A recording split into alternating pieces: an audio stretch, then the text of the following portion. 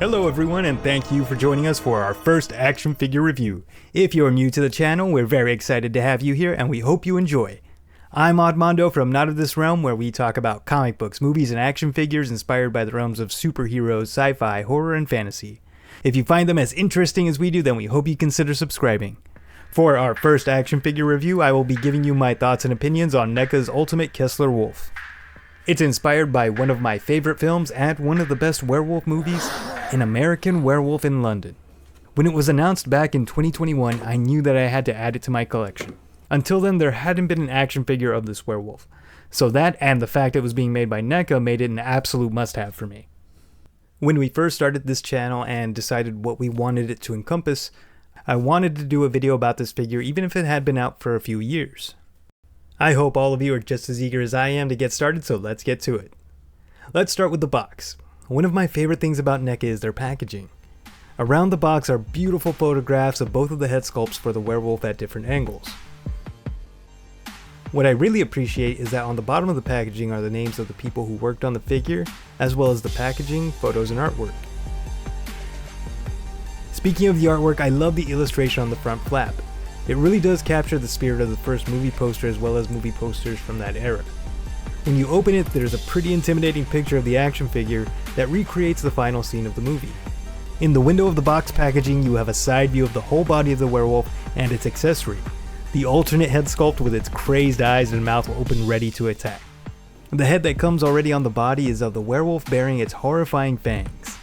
When swapping the heads, it did take a little effort, and I was concerned that I might break it. But it's tough, so don't worry about putting some muscle into it. I would rather have it be a little difficult to remove than have it be too loose. Once on, you can rotate the head clockwise or counterclockwise all the way around and it will stay at whatever position you leave it at. The mouth on both sculpts are amazing as well. The teeth are surprisingly very rigid and sharp. There's some flexibility to them, but it's better safe than sorry.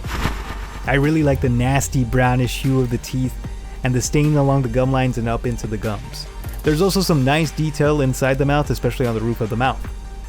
The paint here really helps define and give depth to all of these features and details, while also making the face and the whole figure look like an accurate recreation of the werewolf. Not only do I love the crazed demonic sculpt of the facial expression on both of the werewolf's heads, I think the hair and paint are phenomenal. You can see that the hair is shorter around the mouth and snout, and then gets longer as it goes further back. The edges of the head are actually supple. In fact, there are quite a few parts on the werewolf with some flexibility.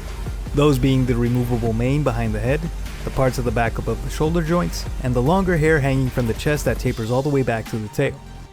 It's all painted wonderfully, of course. You'll find that the same attention to detail that's on the face and head is consistent throughout the whole body. I couldn't find any part where it looked like they cut any significant corners. When it comes to the articulation and range of movement, I was also pleasantly surprised. The front legs, or arms if you want to call them that, can extend all the way out in front of the werewolf and into a T-pose. They can also rotate all the way around to create some lunging or clawing poses. The elbows and wrists both bend to a degree that is naturally feasible and then completely rotate. And then the base of the paws for all four legs can bend back and forward to a natural extent. The hind legs have a similar range of movement. The upper segment can splay out to an acceptable amount and rotate all the way around. There's not a lot of bending available in the knee, but it can rotate as well. The third hind leg joint has a greater degree of bending. They don't really rotate, but they can tilt to point the rear claws toward the center of the body or away from it. The joints are a little stiff, but I consider that a positive. Sure, they can take a little work to move, but once you have them in the right position, they'll stay there. So there's definitely a lot of cool action poses that you can pull off with this werewolf. There are probably only 3 issues I have with this action figure, but they're very minor. The first is the articulation of the torso. It may just be this figure in particular, which is usually the case, but the joint between the chest and the abdomen was a little loose. Fortunately, this doesn't cause a problem for most if not all poses. Then it would be the tilt of the head. It tilts fine in every direction except up, but that's just due to its anatomy and I don't see a need for it to do so. Lastly, if you weren't aware, the jaws on both heads do not move at all. This wasn't a problem for me, but I thought I would put it out there just in case anyone was wondering. Other than those tiny flaws, I am immensely happy with NECA's Ultimate Kessler Wolf. So much so that I have 2, one loose and one to keep in the box. I think it would make a fantastic addition to anyone's collection who's a fan of monsters and horror movies or even movies in general. If I were to rate NECA's Ultimate Kessler Wolf, I would give it 10 slaughtered lambs out of 10. Thank you all so much for watching our first action figure review. Do you own NECA's Ultimate Kessler Wolf? Is there anything you wanted to know about it that I didn't cover in this video? Let us know in the comments. And don't forget to hit the like button if you enjoyed the video.